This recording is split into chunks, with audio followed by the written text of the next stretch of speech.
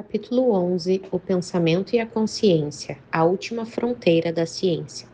A mente humana, um mergulho no desconhecido. Escolas secundárias, universidades, empresas e instituições frequentemente engessam a mente humana sem perceber.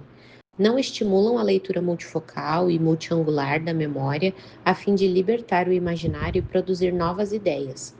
O currículo das faculdades de psicologia, direito, sociologia ou pedagogia, que transforma os alunos em espectadores passivos do conhecimento, não enfatiza a arte da dúvida, o debate, a ousadia, a proatividade e a compreensão básica do pensamento como um instrumento da produção de conhecimento.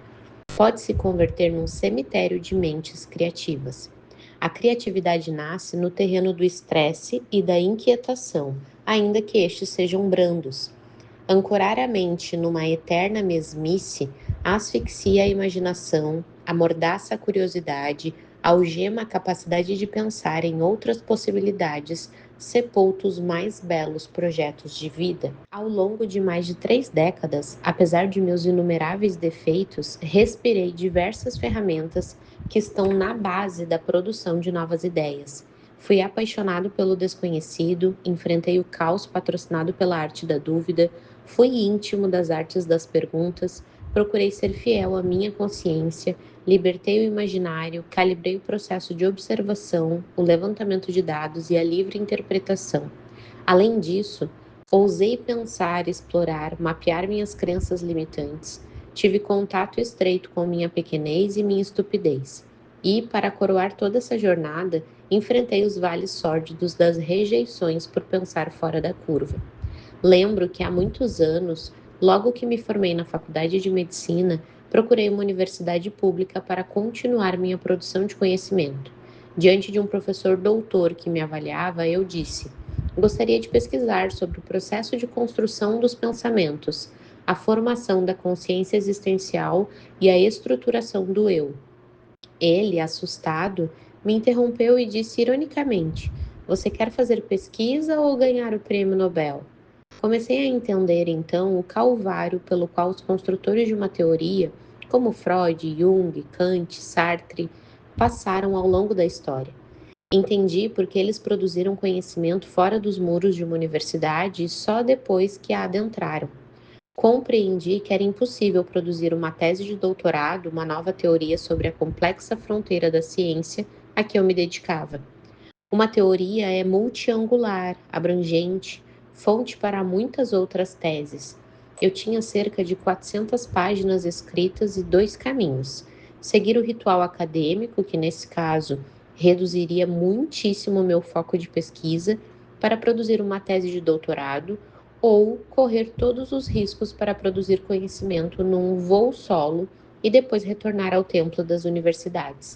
Escolhi a segunda opção, mesmo sabendo que era altíssimo o risco de gastar anos, talvez décadas da minha história e não chegar a lugar algum. Todavia, quem vence sem riscos triunfa sem glórias. Meu processo de produção de conhecimento se iniciou no caos emocional. No começo do 3º ano da faculdade, vivi o drama de uma crise depressiva. Descobri então que as lágrimas que nunca tivemos coragem de encenar no teatro do rosto são mais dolorosas do que as que serpenteiam pela face. Pensamentos perturbadores, desânimo, sofrimento por antecipação, medo do futuro, contração do sentido existencial povoaram meu psiquismo. Perdi a leveza da vida e o humor triste tornou-se meu cardápio diário. Desde cedo entendi que a dor nos constrói ou nos destrói, nos liberta ou nos asfixia, nos encoraja ou nos inibe. Não é defensável que a dor equilibre e amadurece espontaneamente o ser humano à medida que se embriaga com os anos. Se não aprendemos a reciclar a nossa emoção, a dor nos bloqueia e enclausura. Mais tarde, confirmei minha suspeita ao avançar em minha produção de conhecimento sobre o funcionamento da mente. Descobri que, devido ao fato de o registro da memória ser rapidíssimo e prescindir da autorização do eu, com frequência, o sofrimento, as crises, as perdas, as dramáticas frustrações tendem a formar janelas killer duplo P, que retroalimentam núcleos traumáticos, os quais nos encarceram no território da emoção. Meu eu, fragmentado e frágil, precisou tomar uma decisão e decidi não me submeter ao cárcere da dor, utilizando o caos como a mais excelente oportunidade para pensar em outras possibilidades e me reconstruir. Foi minha primeira grande técnica de gestão da emoção, o sofrimento. Portanto, foi o meu grande mestre, minha amarga e ao mesmo tempo doce ferramenta para penetrar em camadas mais profundas de uma pessoa tão conhecida superficialmente e tão desconhecida intimamente, eu mesma. A crise emocional me levou intuitiva e paulatinamente a vivenciar todas as etapas da Mega TGE, da promoção da saúde emocional e da superação de crises. Para sobreviver ao meu conflito e superá-lo, desenvolvi a autoconsciência. Fiz muitas perguntas a fim de entender quem sou, o que são os pensamentos e as emoções, bem como a natureza deles e quais são os fenômenos que os constroem. Porque não os gerencio, porque sou um escravo que vive em uma sociedade livre, porque dirijo carros, mas não dirijo minha mente. Perguntas e mais perguntas abriram as comportas das dúvidas. Foi um acontecimento ímpar saber quanto eu era um estranho para mim mesmo. O dia em que você se molhar nessa torrente de ideias, se é que você já não faz isso, entenderá que status, endereço e papéis sociais de modo algum nos identificam intimamente. Sob os alicerces da arte da pergunta, a autoconsciência me levou a fazer um automapeamento de minhas mazelas, me conduzindo à descoberta de vários de meus fantasmas mentais. O humor deprimido, a autopunição, loucuras, convicções fúteis. Esse autoconhecimento foi espetacular, um recomeço existencial. Perdi o medo de ser um ser humano imperfeito e de me colocar em estado contínuo de construção. Por isso, sempre que possível, exponho algumas entranhas de minha história em meus livros. E você, já perdeu o medo de contar a sua história? O automapeamento sistemático me conduziu a desenvolver algumas metas claras. Eu sabia onde estava, sabia que não tinha proteção emocional nem capacidade de gerenciar meus pensamentos e tinha a ideia do lugar ao qual queria chegar, pelo menos em algumas áreas. Assim, no final do terceiro ano de faculdade, já com alguns cadernos escritos à mão, manifestou-se em mim o desejo de ir muito além do estudo dos órgãos. Sonhei não apenas em ser um profissional de saúde psíquica, mas também em produzir conhecimento sobre a mente humana. Já havia superado minha crise emocional, porém agora tinha outro conflito a ser vencido: produzir uma nova teoria sobre a construção de pensamentos num país que não valoriza a ciência básica. Essa meta clara me induziu a ter foco e disciplina. Foco e disciplina para quê? Para continuar a perguntar, observar, escrever, criticar e reescrever continuamente minhas ideias. Ferramentas que fizeram toda a diferença em minha produção de conhecimento. Escrevo e reescrevo pelo menos 10 vezes cada texto. Tento traduzir conhecimentos complexos em uma linguagem acessível, democrática e metafórica. Essas atitudes incentivaram meu eu a deixar de ser frágil, inseguro, a fazer escolhas e assumir as perdas inerentes a elas, enfim, a abandonar o trivial para alcançar o essencial. Delírio ou não, essa meta me controlou. Lembro-me de uma certa época, eu estava tomando um suco com minha namorada, que cursava o segundo ano de faculdade no Rio de Janeiro, enquanto eu cursava o quarto. E ao pegar dinheiro para pagar, um bilhete caiu do meu bolso. Era uma das centenas de anotações resultantes das minhas observações comportamentais, tanto comportamentos meus como de outros, e continha o nascedouro da teoria da inteligência multifocal, cujas bases você está estudando nesse livro. Tentei advertir minha namorada: eu não sou muito normal, se quiser namorar comigo, é bom saber que estou construindo conhecimento sobre o processo de formação da personalidade. Ela olhou para mim e me achou estranho. Tenho certeza de que pensou que se tratava de uma febre que logo passaria. Namoramos, nos casamos e essa febre nunca passou.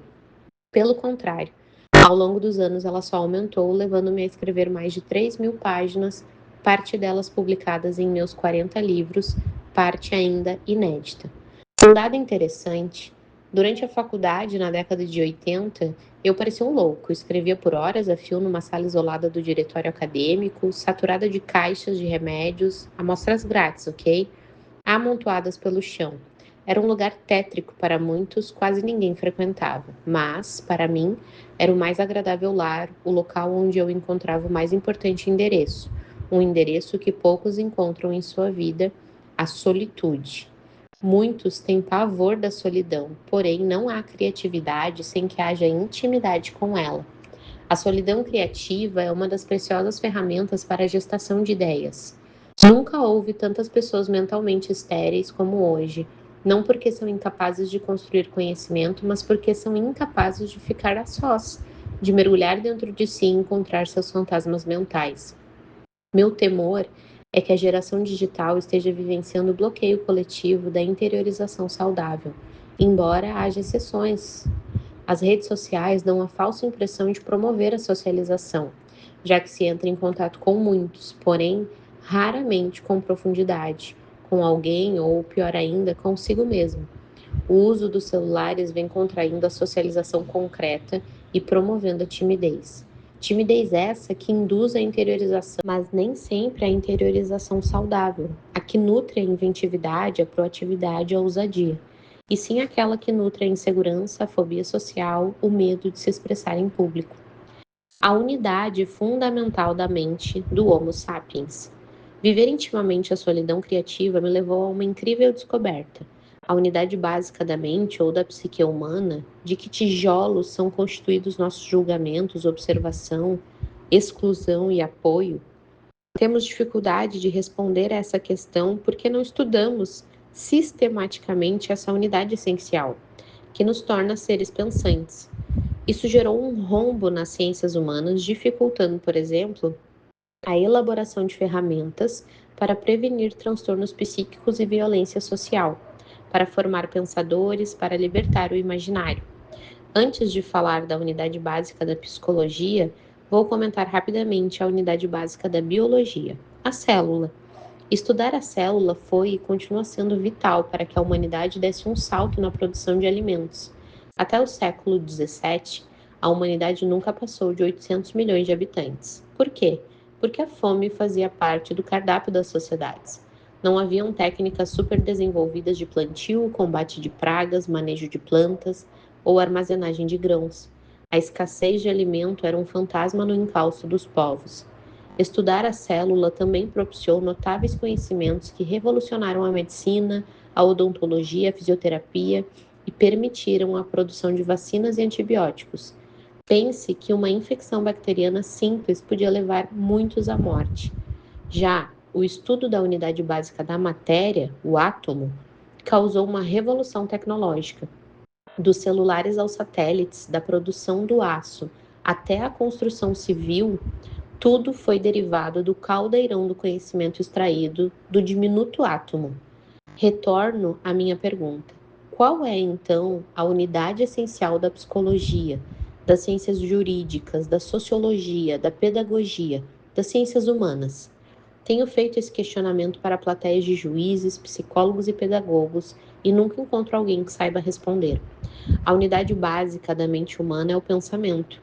Os pensamentos são os alicerces e os tijolos de todos os tipos de conhecimento, dos lúcidos aos estúpidos, das ideias inteligentes até as perturbadoras.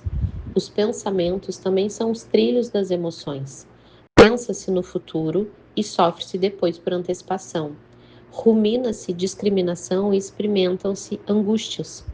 Alegria e tristeza, euforia e humor depressivo, prazer e angústia, aplausos e vaias, autoestima e punição, amor e ódio, enfim. O universo das emoções depende dos trilhos dos pensamentos. Assim, a gestão da emoção depende diretamente da gestão dos pensamentos. O eu precisa dar um choque de lucidez nos pensamentos débeis, autopunitivos e radicais. Mas em que empresa ou universidade se ensina o eu a deixar de ser um mero espectador passivo e a confrontar, criticar e duvidar dos pensamentos que atuam na mente? Primeiro se pensa, depois se sente. A não ser quando ocorre uma alteração metabólica cerebral, patrocinada, por exemplo, por drogas, como um ansiolítico ou uma cocaína. Nesse caso, a princípio, a droga excita o território da emoção para, em fração de segundos, estimular a produção de pensamentos. Mas estes, uma vez contraídos, continuam a exercitar seu papel vital de nutrir as emoções. Pense num usuário de drogas que acabou de experimentar cocaína. Primeiro, sua emoção estimulada, abrindo em seguida diversas janelas de sua memória, algumas killers, que financiam pensamentos paranoicos. Estes, por sua vez, excitam imediatamente a emoção, interferindo no comportamento do usuário, levando-o a se angustiar com ideias de perseguição, por exemplo. Da mesma forma, o pensamento está na base das motivações. Ânimo e retração, desejo e asco, inspiração e bloqueio, ousadia e covardia, determinação e instabilidade dependem da qualidade dos pensamentos. Se você perceber alguém golpeado por covardia, falta de garra e desânimo, não condene sua motivação fragmentada. Observe que o eu dele tem sido estéril para qualificar seus pensamentos. O pensamento é também o sustentáculo da consciência existencial. Se você pensa, a consciência vem à luz da existência. Se deixa de pensar, essa luz se apaga. Se você dorme, a luz intelectual é cortada, mas se você sonha, ela volta a iluminar sua mente. Nada é tão misterioso como a consciência humana. Os computadores jamais existirão por si mesmos, ainda que simulem comportamentos humanos. Você é o único no mundo, um ator social inigualável, possuidor de uma personalidade complexa, com características particulares, detentor de uma identidade exclusiva, porque tem consciência existencial. Quando você sofre, todo o universo sofre. Pelo menos sua consciência sente como se assim fosse, pois sua dor é única e você consegue vivenciar unicamente você. Quando você sente a dor do outro, a dor é sua e nunca do outro. Quando você ama, todo o universo está repleto de amor e prazer. Ao menos para sua consciência, ainda que seja humilde e altruísta, você é o centro do universo. Há 3 décadas venho estudando sistematicamente o pensamento, não como impulsos nervosos, mas a abstração deles. Seus tipos, seus processos, seu alcance, sua validade, sua natureza, enfim, os fundamentos cognitivos. Estou convicto de que o pensamento representa a última e mais importante fronteira da ciência. Afirmo isso não porque é meu campo de estudo, mas porque, como vimos, é o alicerce de todos os tipos de conhecimento da ciência, das religiões, da psicologia, até mesmo das artes das guerras. A seguir, vamos estudar sinteticamente os tipos de pensamento e suas implicações para a gestão da emoção e o desenvolvimento do raciocínio e do desempenho pessoal e profissional. Creio que você se surpreenderá. Capítulo 12: Os 3 tipos de pensamento. As bases da gestão da emoção, parte 1. A consciência sobrevive de fenômenos inconscientes. A próxima mega-TGE exigirá mente aberta e paciência do leitor. Compreender minimamente os fenômenos inconscientes nos fará enxergar porque o sistema educacional atual, embora composto por profissionais de altíssima importância, está doente, formando pessoas doentes para uma sociedade doente. Também nos fará enxergar porque é tão fácil cair em armadilhas mentais e asfixiar nosso raciocínio próprio. Toda consciência nasce e é alicerçada por fenômenos inconscientes que ocorrem em pequeníssimas frações de segundo, quase na velocidade da luz, imperceptíveis ao nosso raciocínio. Portanto, não só de pensamentos conscientes sobrevive a consciência humana, que financia a compreensão de quem somos, onde estamos, o que fazemos, mas também de fenômenos inconscientes incrivelmente rápidos e tremendamente eficientes. Você pode achar que até hoje nunca realizou algo grandioso na vida se, por exemplo, não construiu uma grande empresa, nem produziu conhecimento científico inovador. Engana-se.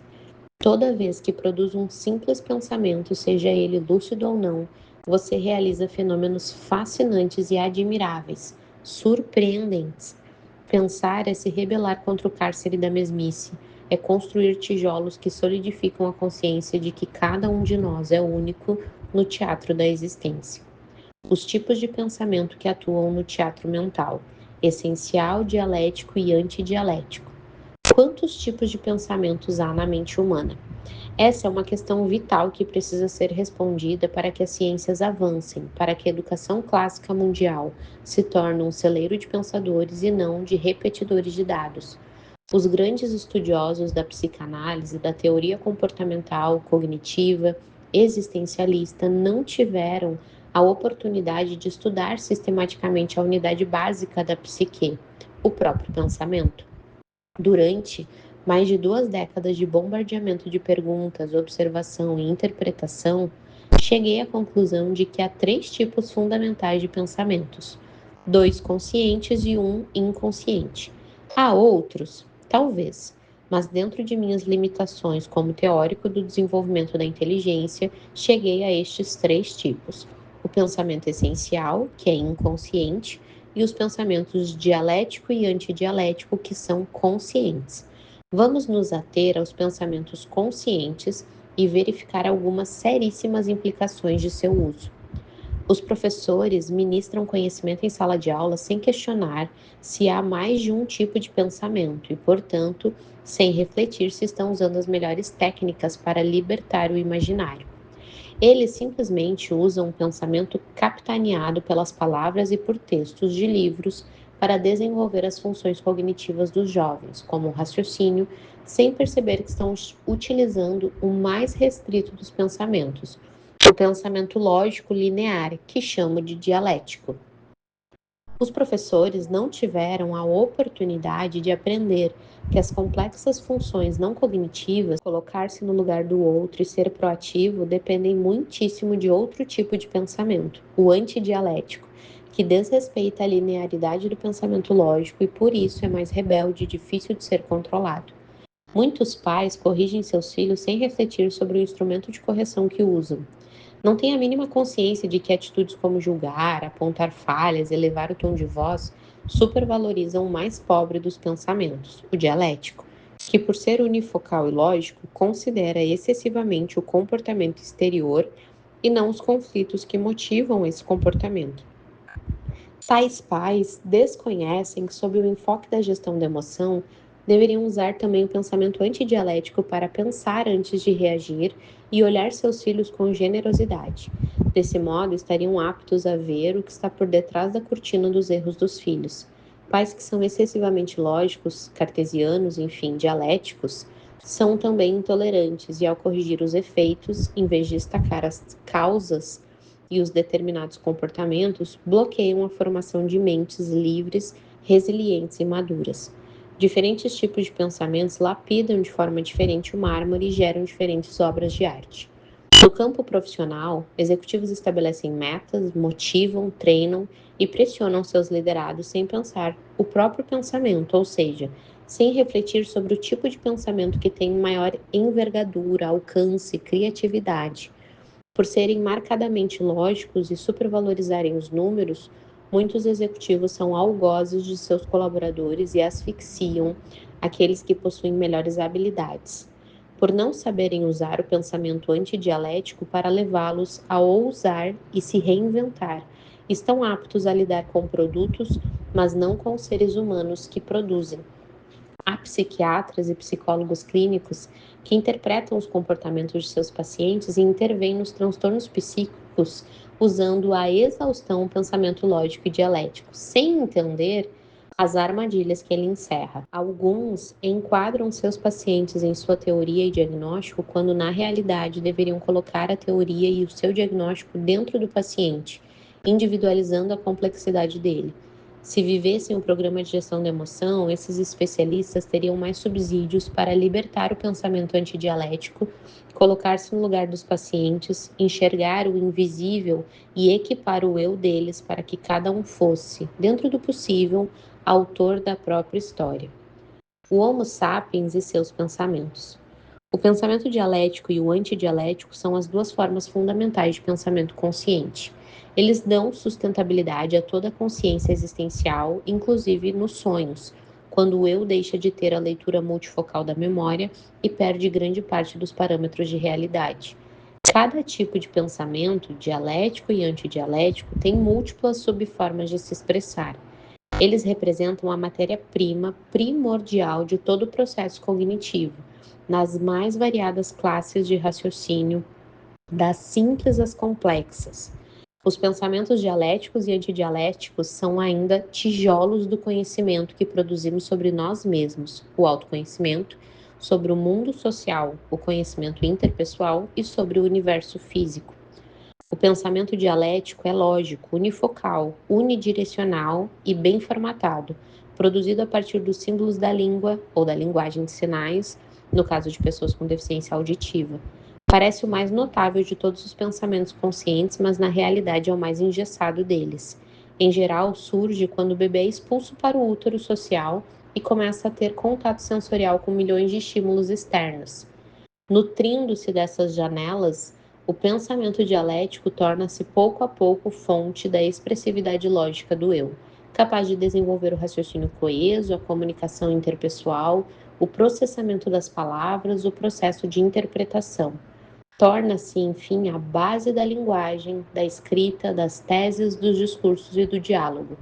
Sem a psicolinguística do pensamento dialético, que é exteriormente empacotada por sinais, a linguagem de Libras, ou pelos pronomes associados aos verbos, substantivos e adjetivos, a linguagem fonética, não teríamos uma identidade sólida, não conseguiríamos saber quem somos, o que queremos, onde estamos e aonde desejamos chegar. Não teríamos uma boa relação tempo-espaço e uma individualidade no teatro social. Apesar de criticar o uso excessivo do pensamento dialético por pais, professores e executivos, não podemos menosprezar a importância desse tipo de pensamento.